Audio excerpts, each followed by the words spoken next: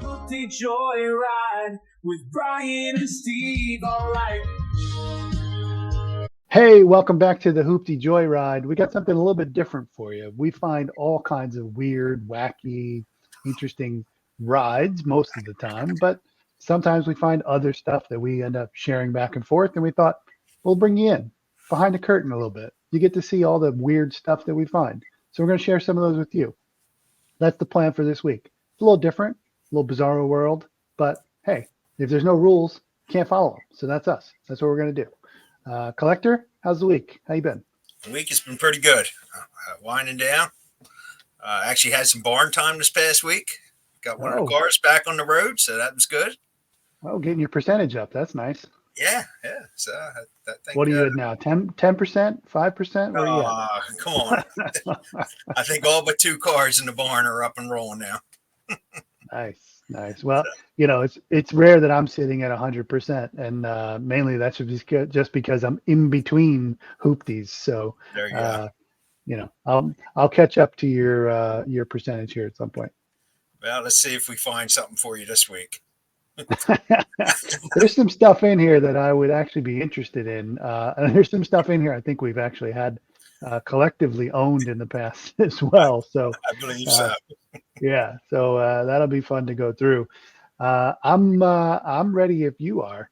Yeah, let's do it. I think I'm up first. So this is this one here is called a Tomcar. It's not actually a Daihatsu. That's my bad for setting this stuff up. You'll see why I made the mistake here in a second. It's coming from Sturgis, Kentucky.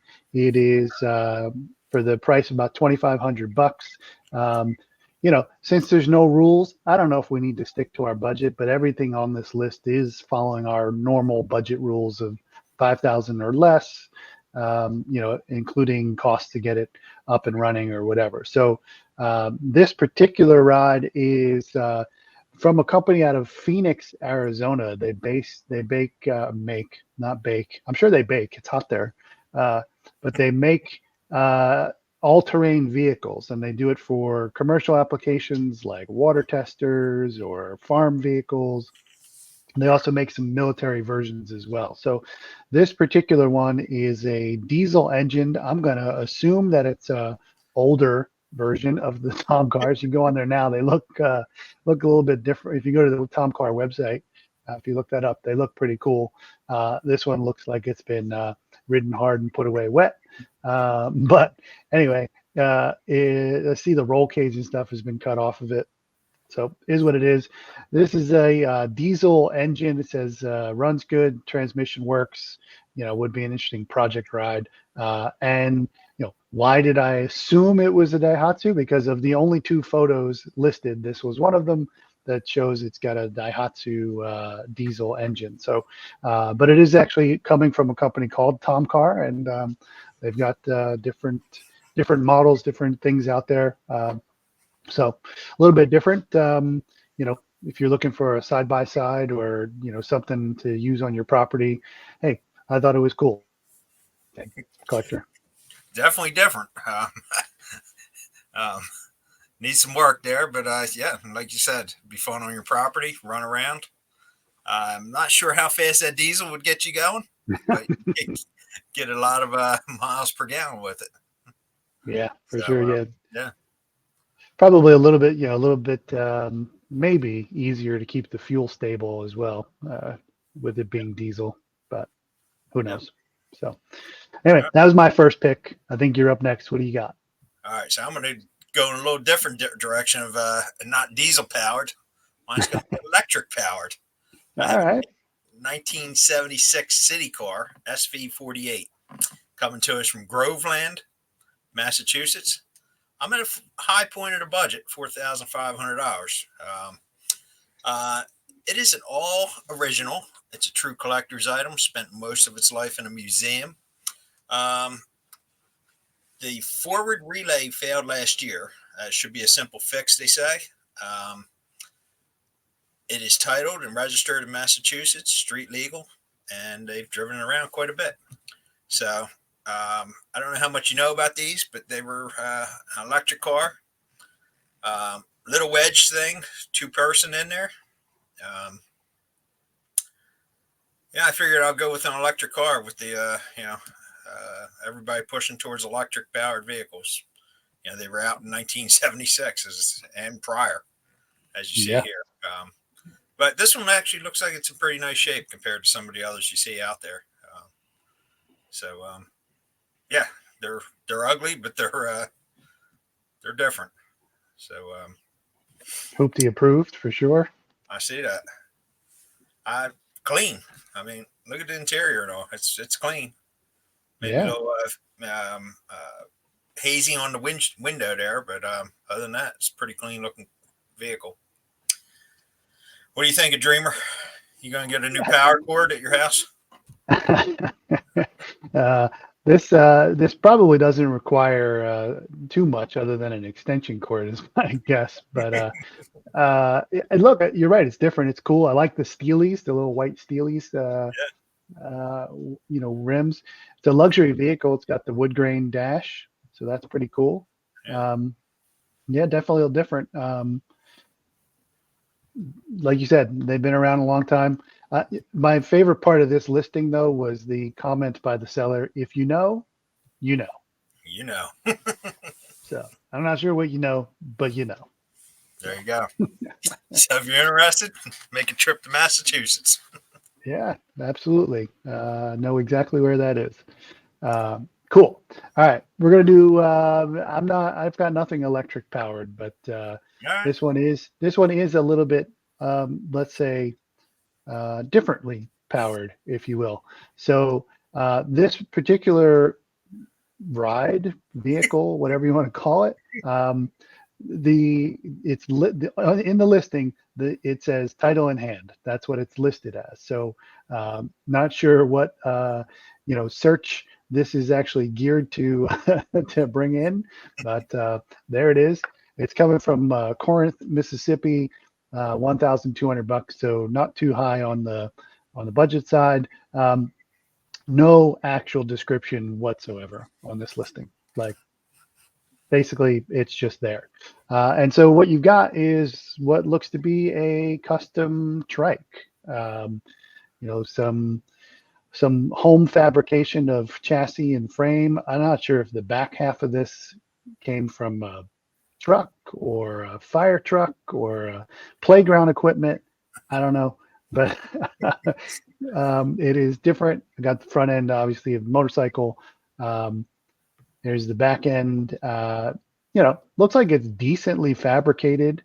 To some extent, at least in these particular photos. And the piece, the resistance, for my terrible French, is it's powered by a Fiero motor. So, little probably 2.8 liter V6. Judging by the intake there. So yeah, different. Probably would rip around, pretty well. I wonder if you can get the front end off the ground with the Fiero motor or not. But definitely different. Not you probably have the only one of these, and it has a title. So apparently, because it's in hand. Thoughts?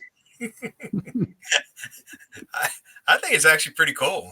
$1,200 gives you long way to go with it. Not quite sure what the purpose of the solar panel on the back tailgate or back end was, but it's interesting. But yeah, a little Fiero motor setup could be pretty cool. It's pretty neat. Good pick. Yeah, different. Definitely different. That's the theme today, right? There's everything different. So, well, you mentioned about yours not being electric powered. I think we're going to have all types of powered vehicles in this or events in this. We might have some propane power at some point. Let's see where we go. All right, let's see. I think with that, you're up next. What do you got? All right, so mine's captioned as a 2000 Volkswagen engine is how it's captioned. Maybe they pick the price 2000 based upon the year of 2000. Anyway, $2,000. Franklin, New Hampshire. This says that a family member began crafting this homemade 3-wheeled vehicle back in 2017. Unfortunately, the person passed away in 2020 and has not been fully finished.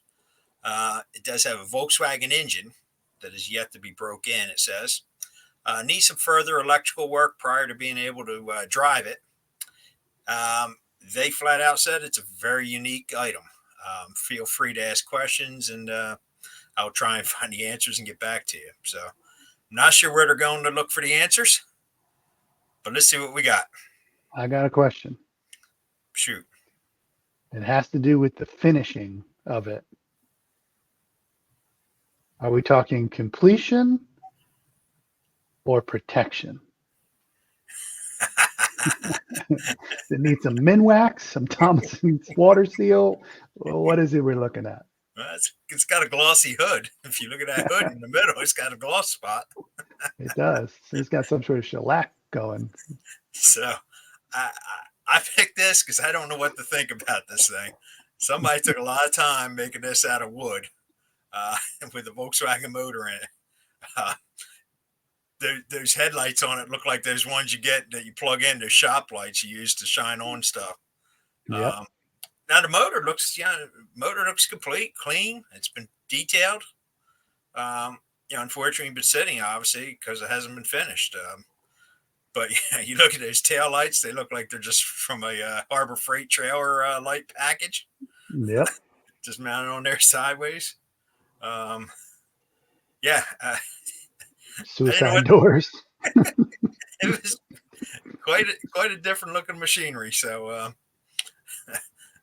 I don't know about the separating the tub from the rear fender instead of making that one big unit or piece. I guess you're sitting on a wood seat there, it looks like. But he's got carpet and diamond plating in there. So I don't know how he plans on going because I don't see pedals yet. So I think it needs a little more than just wiring to complete. But hey, it's not something you see every day. And it's wired for a doorbell, it looks like there in the middle. So, I'm not sure if that's your starter or a cry for help. Correct. So, I picked it because it's unique. Give the guy credit or whoever it was credit. Unfortunately, they didn't get to finish, fulfill their dream. So somebody wants to take on. You still got a couple grand left in the budget, and see where it goes. Yeah. Look, I mean, whatever gets you, out in the shop and enjoying yourself and, having fun, starts a conversation, whatever it is, why not? Definitely some craftsmanship went into it. It's woodworking wise. So who knows, Yep. Definitely different. I like it.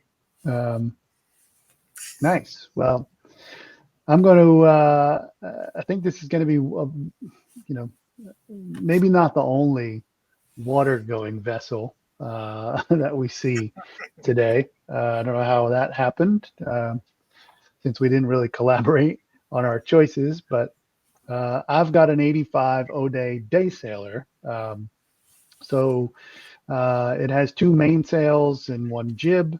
It looks like it comes with a spare trailer tire and the trailer itself. As is typical with some of these things, the trailer is titled. The boat generally is not, because it's not meant to be in the water for more than a day, given the name. But they say everything's there for you to go sailing. It's been on Lake Champlain, up the coast of Maine, and small local lakes. I mean, dead cheap, $600 for a sailboat if you want to get started. It's got the rudder, the tiller. It's got a paddle in case you need it. A bilge pump should you get yourself in over your head or under the water. It's got everything. So here it is. It's not a terribly large vessel. He's got the collapsible mast so you can get it moving around and stuff. Here's a look at the cockpit. Pretty rudimentary. Has a center board, I think, that you push down to give it some stability. And you know, 2, 3, maybe 4 people, you could just get out and get sailing. So here's a look at the different sails that come with it. And I mean, maybe not all that weird for what we do, but you know, definitely a different different hoopty. You know, we'll take it to the waterways next. So Yeah. Hey, I think we've both talked about trying to learn to sail at some point in our lives. We haven't quite. Well, I haven't accomplished it. I don't think you have done much of no, it. nope. But yeah, it's always something that's held interest for both of us. We've talked about. So yeah, it's pretty cool. It's $600, best offer. It's a cheap way to get into it and see what you like. See if you like it. Yeah, yeah, it's not a huge investment. It doesn't sound like it needs much more investment either. So, Yeah. you know, this is maybe our maybe we'll call this our one of our more sensible picks this week of the weird stuff. Yeah, And this one's wind powered because I don't even see a motor. that's true. Yeah, So we have wind, gas, diesel, electric. and Well, let's think about I think why don't we go with propane next? all right, why not? All Why right, not? so I'm thinking a 2002 Firefly 7-15, New Durham, New Hampshire, $4,500. So not leaving you much budget. For those of you who are wondering, what is a Firefly? Well, there you go. It's a hot air balloon. So you're probably not going to get in under your $5,000 budget because you need a license. So you're probably not trained in that. So you have to take up, quite a bit of training in that.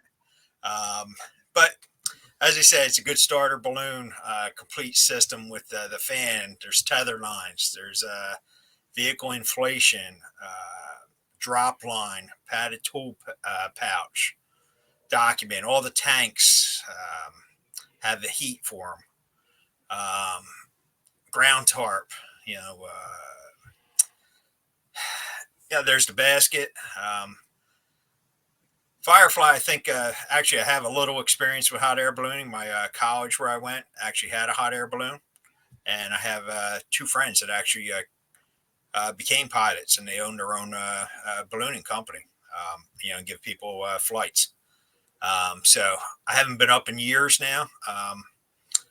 But I did enjoy it when I would be involved in it. I would go out, and every couple times I would go out and help crew for them and chase them at the college. I would get a free flight, and pretty cool.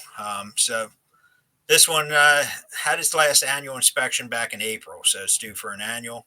A little rusty on how much time you can do in those what they call the balloon or the envelope, but it's got 214 total hours, I guess, on it.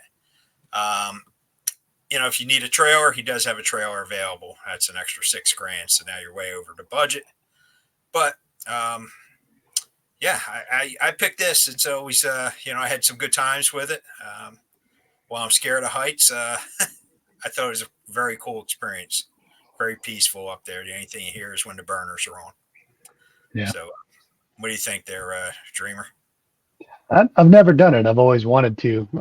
So I don't know if I'm a candidate to buy one just yet as a starter balloon, but maybe I'll go up first. I remember when you would help out, and you'd have to be a spotter and then try and figure out where you could, drive to and park wherever they're coming down. So, you're a balloon chaser at that point. But at least this one will come down, unlike your birthday balloon. So. Yeah, it's different. I mean, hey, it's cool. I mean, not a lot of room, right? So just a handful. A couple people in there, 2, 3 people, maybe the pilot and 3 people, give or take the size. This one, from memory, 7,700 or 77,000 cubic feet is a pretty small balloon. So you're not going to be able to fly too much weight in there, et cetera, compared to some of the others. I think our college one might have been approaching 100,000 cubic feet or so. It's a much bigger balloon from memory. But yeah, I had some very good times in it. I'm glad, 2 buddies, they're still doing it, enjoying it. I think the one buddy is, I don't know, 300 straight months or something. He's he's had at least one flight. You know, Yeah. he's not in a warm climate either. So there's some very, very cold days for him. He's up. But, you know, I see him post on Facebook at times how many flights or how many straight months it's been. So that's pretty cool. So That is pretty cool. Pretty cool. And like you said, it is. It's amazing how once you just get a little bit above, the surface of the earth, how quiet it can get. I remember that from skydiving. Once your chute opened, it was just dead silent. yep. So yeah, pretty cool.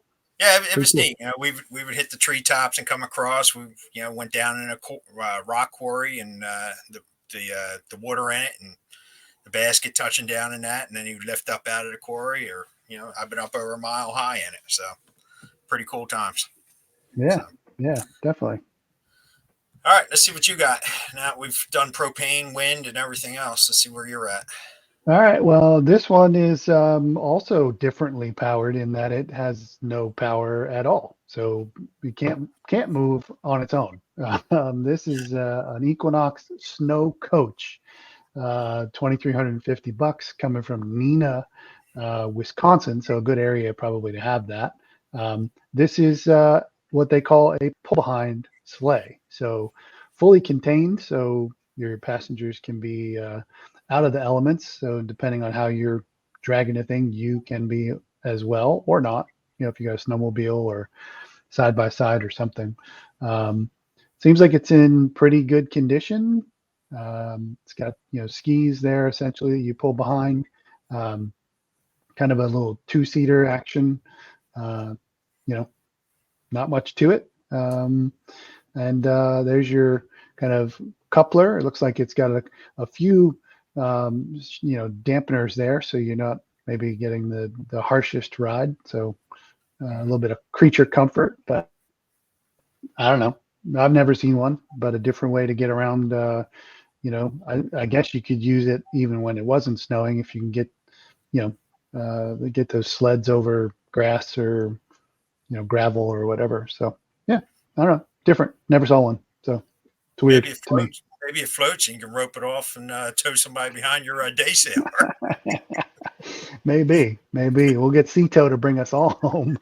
At least this one has seatbelts I saw in the picture, so you can strap yourself to the wreckage. That's true. It definitely has that, but true to my claim to fame, no windshield wipers. So there you go. So all right. So I'm going to go, like we said, we had not talked about these ahead of time. I also picked a sailboat since we've had this on our mind over the years. This is a Mcgregor 26-footer, one Oneida, New York, $4,500. So I'm at the high end of the budget again. But this is a 1987. It's a Classic D. Water ballast means, water fills up in there to help stabilize you. And when you pull it out of the water will drain out. It has includes roller fairing, jib, and main sail. This one has an 8 horsepower Suzuki outboard long shaft motor. Oil injection. You do not have to mix the gas. Comes with a marine pump out toilet. It's got an anchor with chain, a couple 100 feet of rope, Bohemian top, pop top with canvas cover. It's got a marine radio. So pretty much it's got everything you need. Comes on a trailer. So as you see there, you and I actually have a little experience with this. One of these. We'll break into that for a second. we do. Yeah. So this is not last. We had this brilliant idea that we were going to buy a sailboat before we ever went out and sailed once. And arguably, we found one. We bought it. Could say it was a good move. Others would say no. In the end, depends on how you look at it. We bought it 2 days later, surfing the web, researching it, and it happened to be a Mcgregor like this, 26-footer. Researching it, and I see on a forum somebody's talking about our particular boat. I won't give the name of the boat right now that we had, but talking about how why is there holes in the bottom, and why does the bottom look like it's caving in? And the feedback was that's a terminal case. That boat is terminal. So we took that and decided to part it out, and we sold the boat and the trailer to somebody, and so we never got to use it, but we came out ahead financially. Actually, we made money in the end. So that was our venture into sailing, and we've continued to talk about it, but have not ventured any further than that at this point. So anyway, I picked it because I picked this because I still have interest in them. So this one's in a different price point than what we paid for ours, but yes. Does come with a certain level of seaworthiness that we did not clearly have. Yeah. So all I can say is this is not last. So Yeah, I'm not sure it's first, but one of the things about boats is that it is a group that lends itself to funny names, or punny names depending on your perspective. But yeah, look, I thought it's interesting. This one has a much bigger cockpit than the Daysailer. Some seats a little bit more comfortable. The interior cockpit on these was interesting as well. It comes with, like, I think it had an ice box, right? Like you just fill it with ice. And there's a shot of your toilet. It does have a berth there if you want to sleep. So these are pretty popular for weekenders or small trips.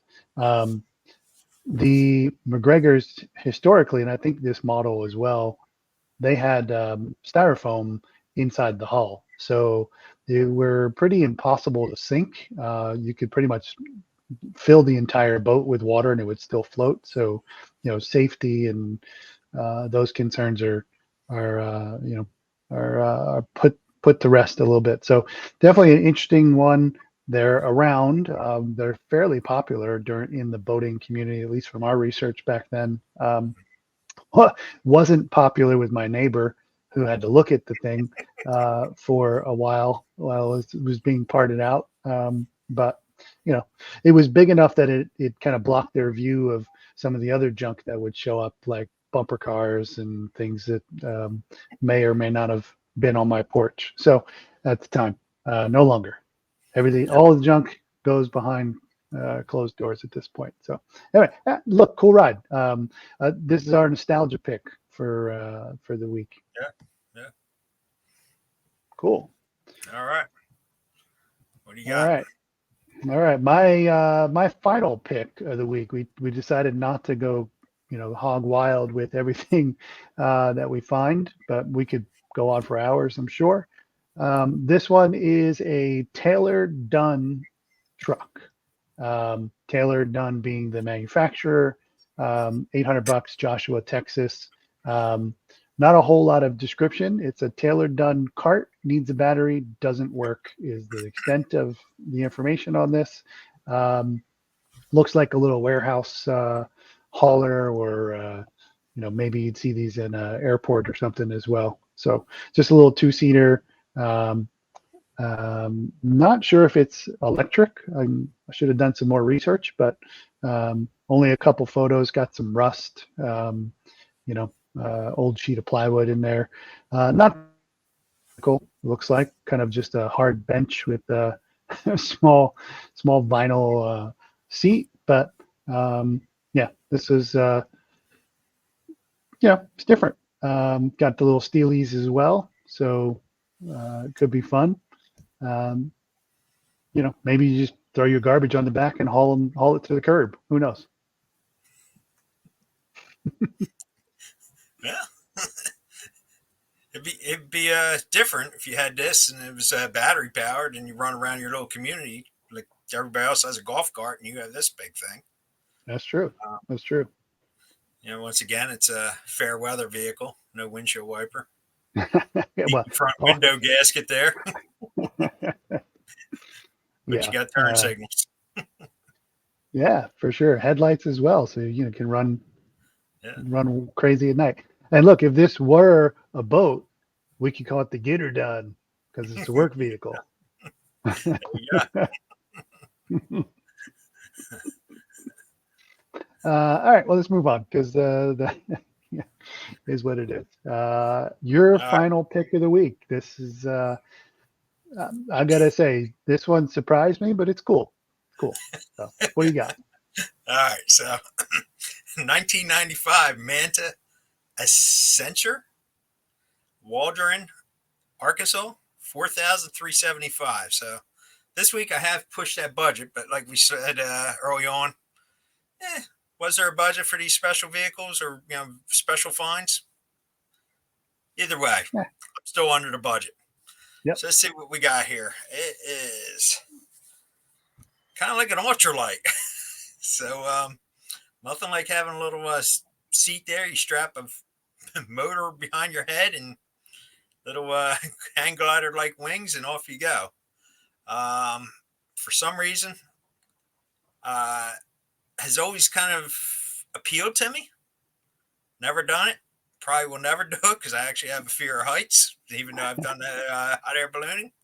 But anyway, it's got, I guess it's a fresh motor to it, electric start. It's got fuel level instruments, 2 fuel pumps. It's got set up for an extra 5-gallon tank, 3-blade adjustable prop. He says, make a reasonable offer, cash only. So, with that, you'll get it under your 43.75 or 47.35, whatever the number was there. Look, I guess if you live in an open area there and you want to get up and just fly around, I don't know. When we were growing up, they were very popular. There was an airport near where we grew up, and boy, you would hear them flying over all the time. I can't tell you last time I've seen one. Yep. But I guess people still fly them in different areas. So, look, if you want to get up and cheap aviation, hey, I don't know. I picked it. Yeah, I mean, pretty standard or simple dash there as well. You're right. I mean, we used to see these things all the time. Maybe this is the original drone. I like the model of this one too. It's a pterodactyl. So, but no, we used to see them a lot, and great for kind of low altitude, just kind of cruising around. I think the wing structure is set so it's more or less a glider. If the engine fails, you can still, make your way down. Which is pretty cool. But hey, look, definitely different. This is I'm not even sure I would call this weird. Just a fun, find on your part. Good work. Yeah, I think if you had quite a bit of property, and these things I don't think need much of a runway. I think you could fly them out of a field in your backyard, kind of, if you just had a spot to go and go up, putz around for a half hour or so. I don't know how far you could really go. I wouldn't go flying this any distance, and you're not going to cart much with you. But I've seen them. Some of them. Obviously a higher price point. You can have them enclosed, more of like an enclosed structure to them. You can have a 2-seater. So. I picked this one because it fell in our budget area, and I haven't seen many with that front little wing on it, the one out in front of your feet. So that was kind of interesting too. Yeah, definitely anyway. Cool. Yeah, no, good picks. That was it. We said we'd keep it to a reasonable number of interesting, weird, fun, different things that we find along our way. It's been fun for me. It sounds like I think it's been fun for you. So for everybody else, drop a comment. Let us know. Was it fun for you? Have you come across interesting, weird stuff in your searches? If you are searching, just want to hear from you. So next week, maybe we'll come back with some more of the normal junk. But this was cool in a weird kind of way. No deviation for everybody. Yeah, it's summer. We're just taking a little break from the norm, as Will Smith would say. So. Cool. All right. I got nothing else. You good? I'm good. So all right. Talk to you all next week. Then we out. Peace. Bye-bye.